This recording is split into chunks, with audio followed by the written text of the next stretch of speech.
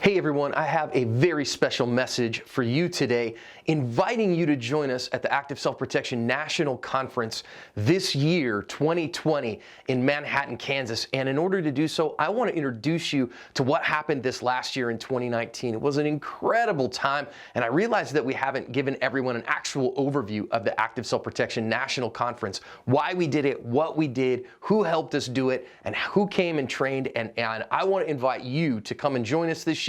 So let me walk you through what happened in 2019.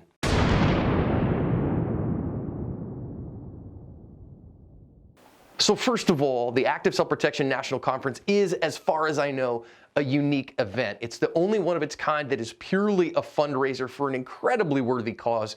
That is the Flint Hills Foster Teen Camp. My friends Mike and Lisa Irvin, they help foster kids to have a hope at life. And if you know the statistics on foster children, it's bleak. Kids who age out of the foster system, 25% of them will experience homelessness in a significant manner. And Mike and Lisa help prevent that.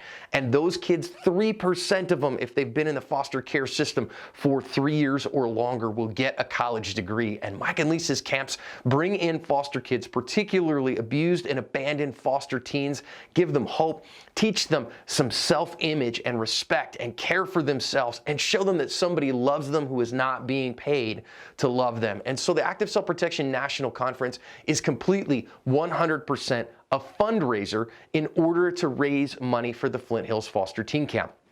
When you register for the Active Self-Protection National Conference, your registration provides one foster teen for a full week of foster teen camp, and that can radically change their life. We see it every single year. And so to everybody who came in 2019, we provided 100 teens with a week at foster camp, and that changed the lives of 100 kids, or at least it will this summer in 2020. What my goal is for ASPCon 2020 is to provide for 200 kids to go to foster camp, and that's going to mean we're going to need 200 people to come and be a part of the camp.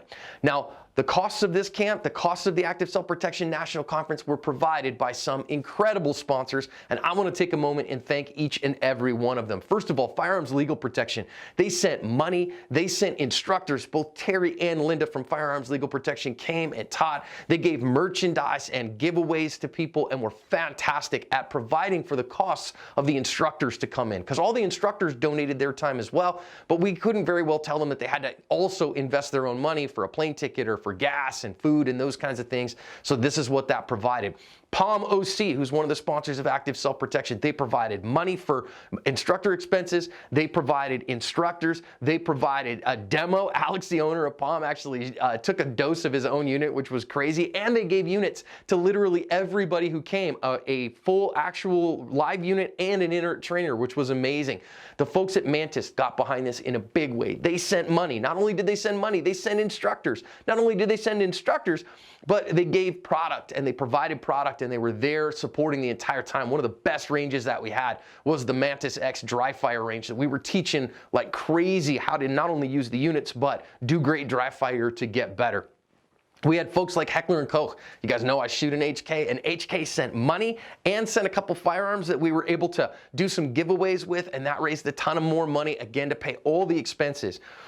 We also had Newbold Targets. Newbold sent money, and they sent targets, and they sent everybody home with a gift. We had more Newbold targets on the range that we could shake a stick at, and everybody got to see how those targets performed, and man, they really helped us big time. Nanook Professional Cases sent money and sent cases that we gave away as prizes to people, that we gave to the instructors, and again provided funds for all of the instructor expenses. We also had Barrel Block that gave away giveaways in bags and provided for the instructors as well. And Filster sent both John, who owns that, and his now fiance, almost wife, Sarah, came and taught as well. And we are so grateful to them for what they did. So what did the conference look like? The conference looked like us gathering some of the best instructors in America for a weekend of training. And we had instructors, all of Team ASP was there, so I taught. Stephanie, our CEO, taught. Neil, our CMO, taught. Our Director of Instructional Development, Samuel, taught. Our Law Enforcement Coordinator, Logan Moody, taught. So, I mean, Team ASP was there and in force. But we had more people who came and taught. We had Brian and Shelly Hill from Fusion MMA and the Complete Combatant. I really think Brian's one of the best firearms teachers in America, hands down, and an incredible jiu-jitsuka as well. Paul Carlson from Safety Solutions Academy came, and Paul's energy is infectious and enthusiastic and an incredible, incredible teacher of firearms. AJ Zito came and taught red dot skills. And if you don't know AJ, this dude is one of the best at what he does and an incredible gunsmith as well. Chuck Haggard, the legendary lawman, Chuck Haggard, came and taught his incredible class on the use of OC spray, and that class was incredibly well received by everyone. Terry Johnson from Firearms Legal Protection came and taught legal and moral self-defense principles, which was fantastic. John Houtman from Filster came and he taught, how to correctly build a concealed carry holster and setup, which I don't know that I've ever seen anybody do in that kind of format, and it was fantastic.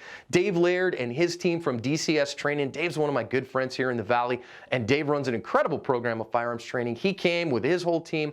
Adam Radigan from Mantis, he taught and really showed people how to use dry fire, which was a ton of fun. My friend Adam Winch, one of my favorite firearms instructors, he came. Matter of fact, Adam came as a student, registered as a student, and then taught all weekend for us. So these instructors came and we taught live fire and we taught classroom classes.